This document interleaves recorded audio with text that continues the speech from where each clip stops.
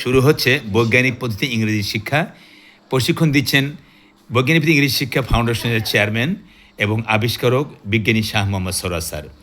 স্যারকে অনুরোধ করছি, স্যার প্লিজ আপনি আমাদের ক্লাসটা একটু শুরু করেন ইনশাআল্লাহ। জি স্যার। আচ্ছা আচ্ছা, তাহলে এখন স্যারের যেটাই শিখাইতে চাও তোমার জানতে হবে তুমি কি শিখতে চাও। আমি কি বুঝছো, তোমরা সারা জীবন ক্লাস করছো, স্যারেরা যেটা বলছে সেটাই শিখতেছে। এখন তোমার প্রয়োজন যেটা তুমি সেইটা শিখবা। এক নম্বর কথা শিখে দেবো, এটুকু যদি বুঝো তাইলে তোমার ইংরেজি লেখাপড়া। আমি কি বুঝতে পারছি বিষয়টা? জি স্যার। ক্লিয়ার কিনা?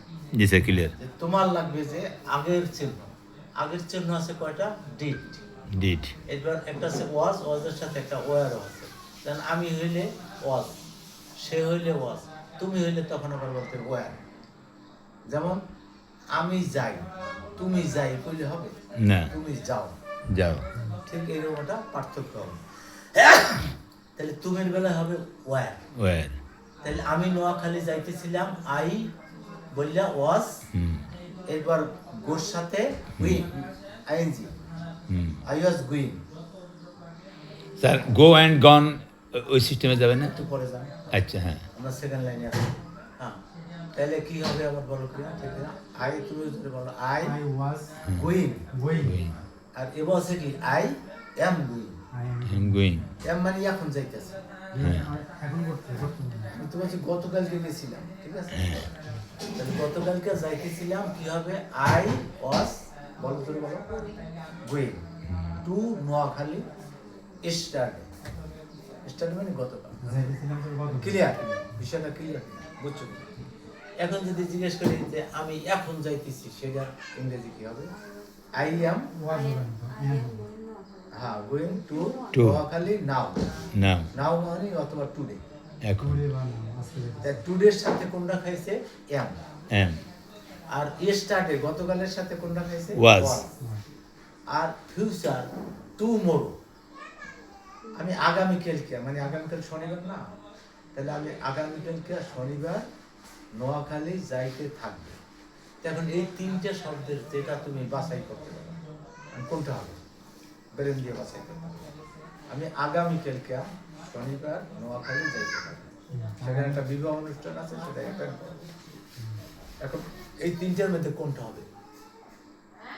এই যে এইটা, এই যে শেষেরটা, হ্যাঁ, আই আচ্ছা এই যে শ্যাল, 10 না, এই যে 10 না, 10 এর বি মধ্যে গুড 10 মাস, 10 মাস কোন মাসের বলে বলতে পারবা? অক্টোবর।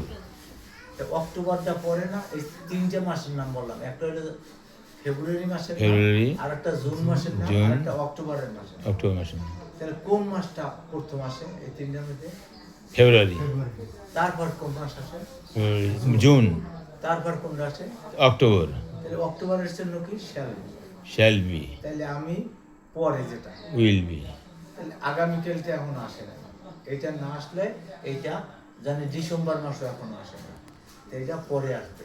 এই লাইনেরটা হলো পরে, আর এই লাইন হলো আগের কথার ইংরেজি। এই চারটে শব্দ ব্যবহার করতে পারলে তোমার ইংরেজি সঠিক ব্যবহার হয়ে যাবে। এখন এই চারটে শব্দ আগে মুখস্থ করবা, তারপর এই চারটা, এই হলো 8টা, এরপর এই চারটে 12 পর্যন্ত 12 মাসের নাম। একটু হাতের মধ্যে মিলে গেল। বাম হাত আগে এইভাবে করো, বাম হাতের 3 আঙ্গুল বের করো। এখানে 3 আঙ্গুল আছে, আর 2 আঙ্গুল বাঁধা আছে। এই যে 2টা আঙ্গুল বাঁধে রাখছি, যাতে এটা কাজে লাগবে না, বেঁধে রাখবে। আর 3 আঙ্গুল জায়গায় যাবো। এখন এই যে ছোট আঙ্গুলের পাশে, এই যে আঙ্গুল ছোটটা, বাম পাশেটা ধরে থাকো, ডাইনি দিকে ধরো, কোনটা ছোট আঙ্গুল? এই যে ছোট না? তাহলে আগে ছোটবেলা তুমি আগে ছোট ছিলে না? তাহলে আগের কথা জানুয়ারি মাস